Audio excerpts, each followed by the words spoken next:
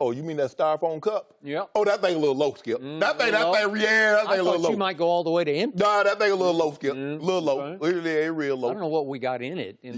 Low. Styrofoam, in the backyard barbecue. What do we got in it? Nothing. Little fruit punch.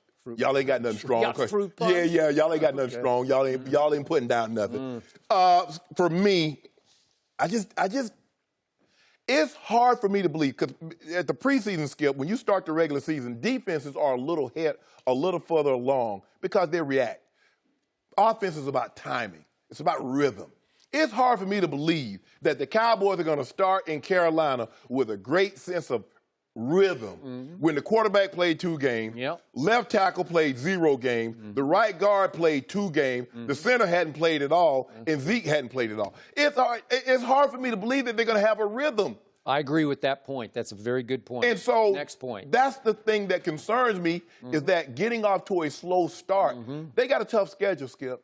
It's not easy. Now, the defense, they look like they can be on. Now, they get Earl Thomas. All bets off. I might change. I might change my tune. But you don't have it right now. So I'm speaking as if you don't have Earl Thomas, and you're not going to get Earl Thomas. Okay. Y'all are in trouble.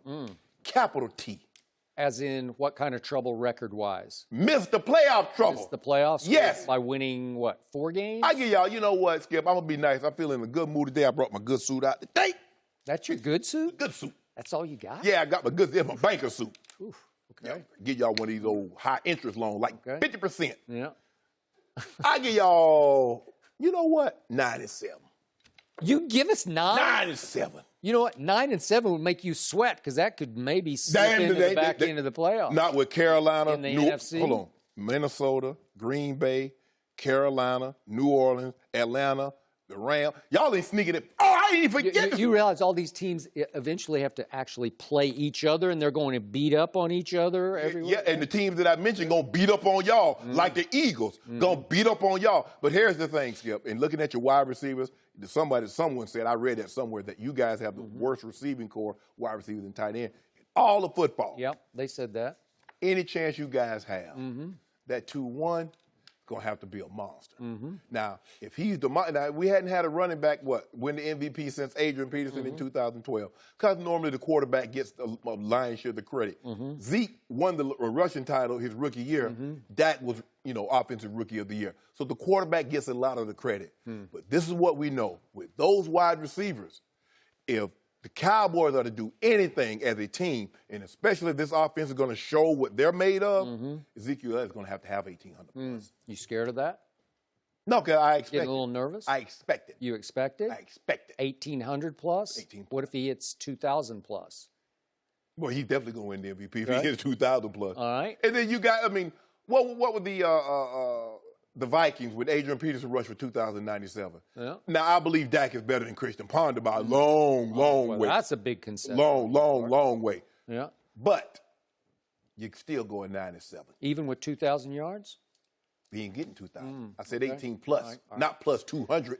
So I gave you your point about rhythm. I agree. You're exactly right. The first-team offense did not play enough. I don't get it. I don't support it. I can't defend it. So point made for one Shannon Sharpe. I also do not love it that Travis Frederick, this is just one of those not meant to be things, he winds up with this rare autoimmune disease. I don't know how long he's going to be out. They say maybe he'll be back sooner than later because they caught it sooner than later.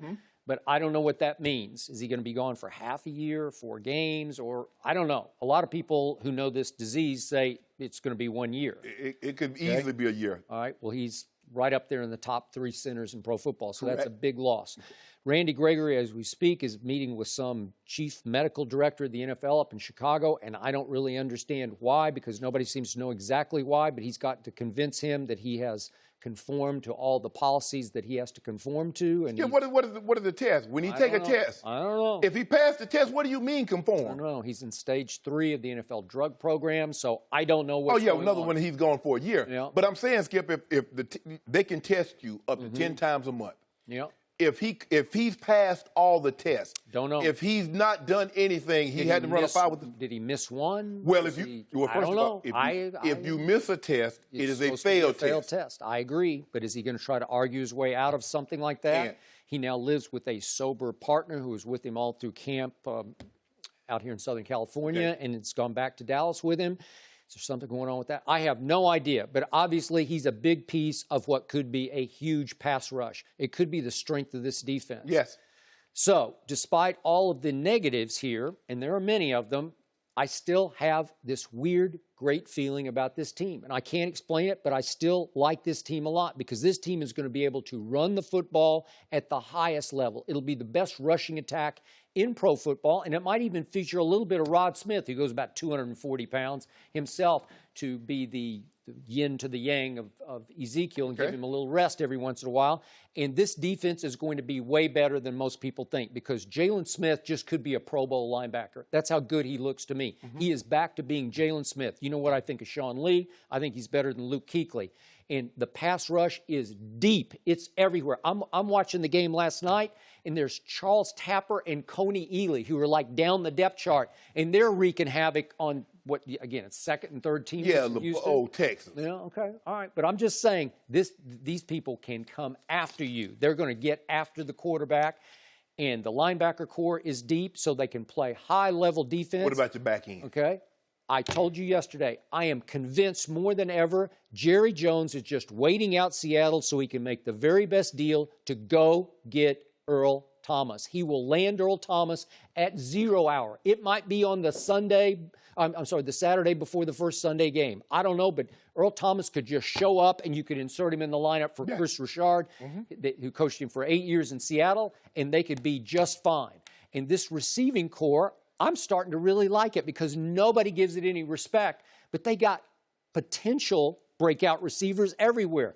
I know it was second and third teamers last night, but this Lance Lenoir, undrafted out of Western Illinois, he catches 9 balls last night for 69 yards, and Dak likes him. He's going to be in the rotation. My man Rico Gathers caught a couple of more balls last night. I'm just saying, I don't know, red zone threat. So are you underestimating Cole Beasley and Terrence Williams? And by the way, Michael Gallup, he caught 4 more balls last night. He's got raw, real ability. You get nervous? No, it's just hard for me to believe the receiver and the quarterback only have 18 passes between them in the preseason, and they're just going to hit the ground running. No, that doesn't happen like that, Skip. But you know 2-1 can hit the ground running. Oh, yeah, I'm not worried about him. He's the least of my concerns, especially on the field. And it seems that he's cleaned up everything off the field. Seems like it. He has his head down. You know, I think the thing is sometimes, Skip, it takes some of us a little longer to mature than others.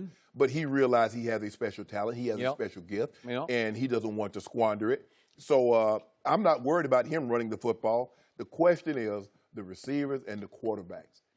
How good are they, and how soon will they be good or better? Because that time is, Skip.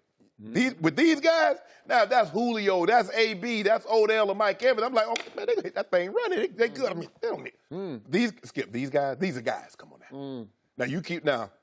Brady had Lance Lenoir and Gallup and Rico. Now I've been over here, man, I'm good. Dak Prescott is Brady-esque. I'm not saying he's Tom Brady, but he plays the game the way Brady plays it. My stomach hurt. Reading and spreading. I need some kale pectin. You see, every time we were doing good. We were doing really good, Skip. Why do you do that? Stop saying Dak is Brady-esque. I keep unmaking every case that you make. First of all, Dak Prescott ain't nothing Brady in it. How you come and fix your mouth to talk about he's a Brady-esque? Well, he got an F from you for his performance last year, but in QBR, he's been third in the league. Wait a second. Third in the league and fourth in the league in his first 2 years. That's Brady-esque. Oh, yeah. That is Brady-esque. Yeah, you're right. It is Brady-esque. Jack Brady. Jack, Tom's little son. That's who he remind you of, huh? Really? Because you know good and well Dak Prescott don't remind you nothing of no Tom Brady. Now, how you going to talk about you love Tom Brady, and then you going to turn around and when, like, one segment later, talking about Dak Prescott reminds you. He plays the game the same way. He directs the offense the way Tom Brady throw the ball down the field. Yeah. Not old Dink and Dak. Okay, we'll see. Dink and Dak. Yeah. How about dunk rod, tie rod. So, no team has ever won the Super Bowl coming off an 0-4 preseason during the 16-game. And it's not going to start this year. And I love this because that'll be up on the bulletin board. That'll be just more inspiration. I thought you didn't like stuff team. on the bulletin board. No. I just like it. It's in the bulletin board in their heads. It's going to inspire them all year long. And I still feel like I'm not much better than you, but I think 10-6 will make the playoffs. So I'm going 10-6. That's against all odds. Nobody thinks they're going to go 10-6. I tell you what's not in their head also. Yeah. Lombardi. Yeah. Yeah. Atlanta. Yeah. Mercedes-Benz Dome. That's not in their heads. Yeah. Let Travis Frederick come back. Let David Irving come back. David Irving coming back. After 4 years. How long he be back, I don't know. Okay. Then all of a sudden, you're going to be saying, look at this. Guys loaded. Y'all got a good chance. Loaded. You got a good chance starting off Skip like 0-3. Wonder how Earl Thomas is going to look in a you keep metallic hoping. blue 29. You trying to? I know what you're trying to do. You're trying to speak it into existence. I am. You keep telling yourself, "Oh, he's coming. Oh, Earl Thomas, any day now." Well, I dreamed it, and I just said, "That's it." I had a Jerry Jones. I saw the press conference. Earl, go ahead. Welcome to Dallas. Earl, go ahead and stay up in Seattle. Finish your career up there. You a Seahawk. Yeah. All the boys gone. You need to finish this thing out, which y'all started. And by the way, our bet is still on when he arrives in Dallas. No.